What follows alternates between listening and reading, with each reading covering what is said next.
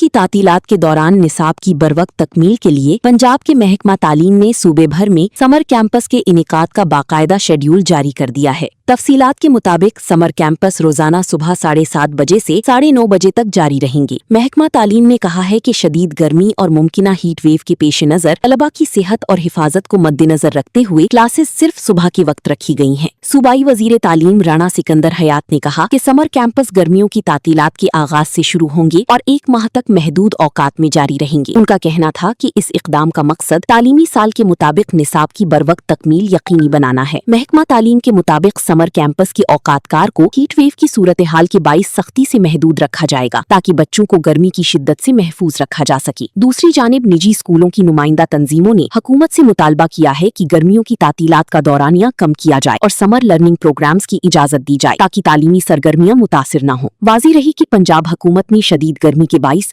सूबे भर में 22 मई से 23 अगस्त तक 3 माह की गर्मियों की तातीलात का ऐलान किया है, जबकि स्कूल 24 अगस्त से दोबारा खुलेंगे।